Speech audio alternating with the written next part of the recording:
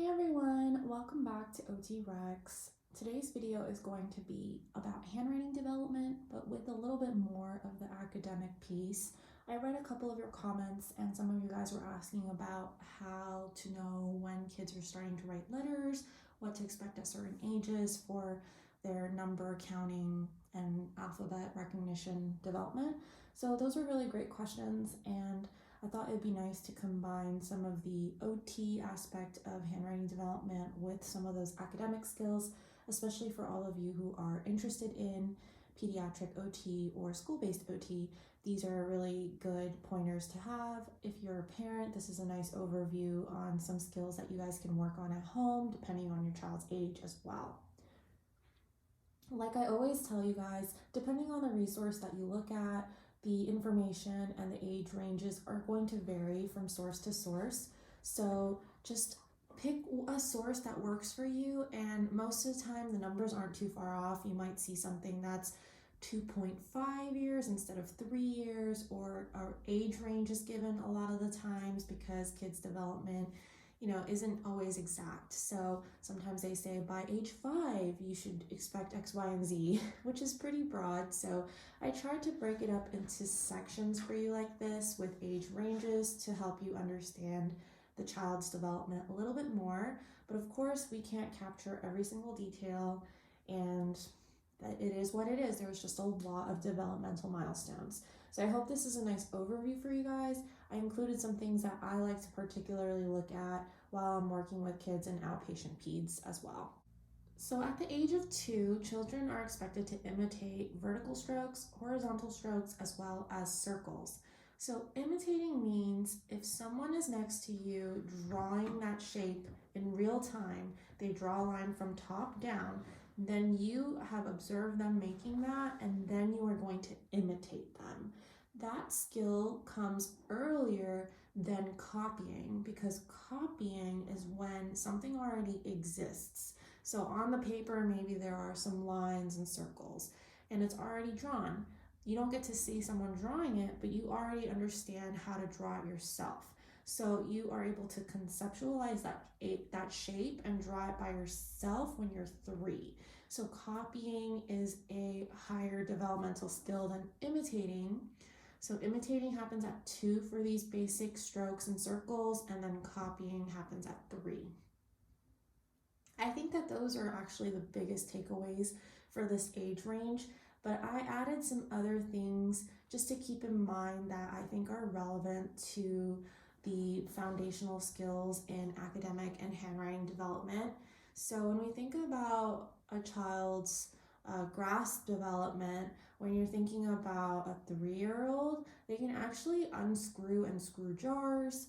They are matching primary colors and basic shapes, which means that they're able to do basic insert puzzles.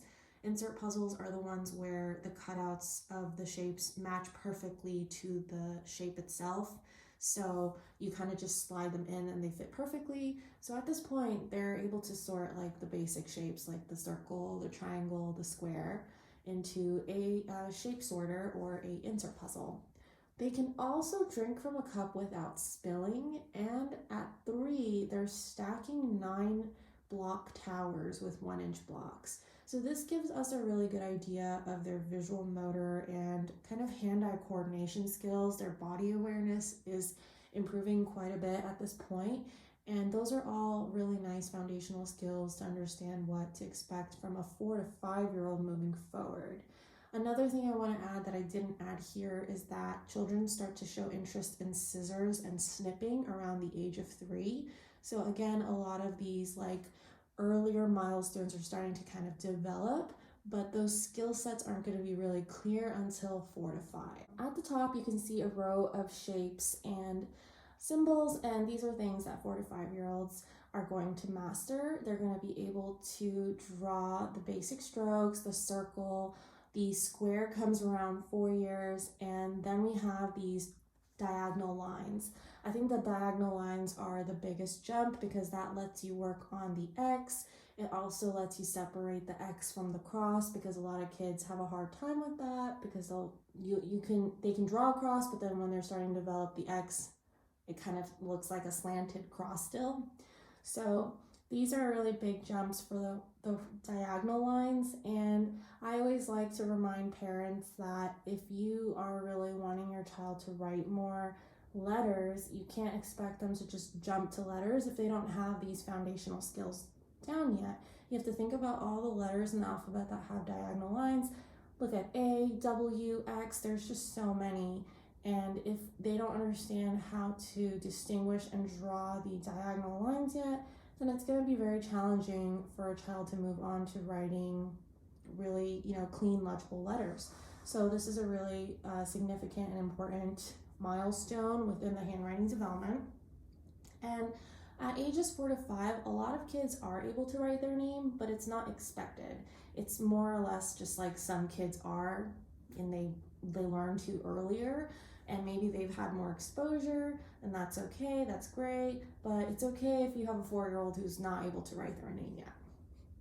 They also are able to draw a stick figure with 2 to 4 body parts, and I love including stick figures into work with kids because it really helps with body awareness, spatial awareness, and you can break down all of the stroke patterns into pre-writing skills. So the circle, the vertical line of the body, the diagonals of the arms and the legs, and then you can add details like the eyes and the face. You can talk about spatial awareness, like the arms come below the head or the legs are at the bottom of the body, things like that to help them with verbal and spatial development.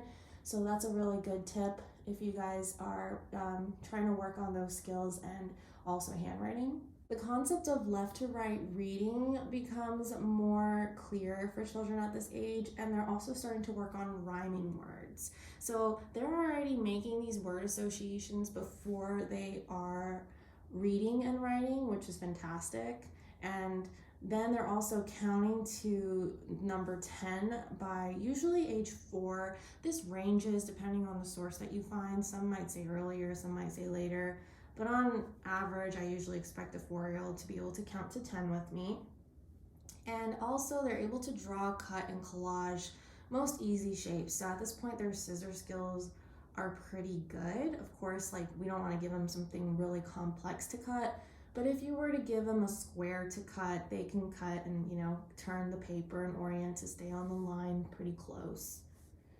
They're also coloring within 1/4 inch of guidelines, so that also gives you an indication on the clarity of their work and their detail orientedness, their visual motor skills. A lot of that is just advancing very quickly.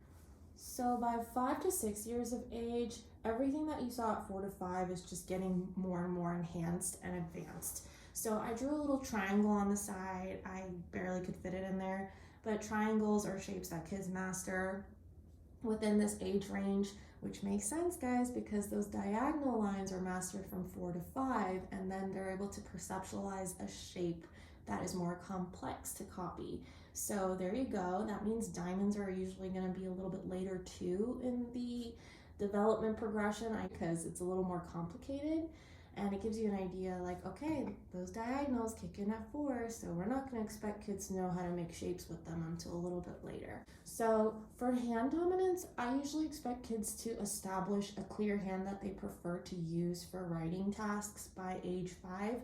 But some people say that they, can form dominance as early as 3. So you might see a 3-year-old who has a clear hand preference, and that's a-okay. That's awesome. Then they can just continue to develop their hand strength and their ability with that hand.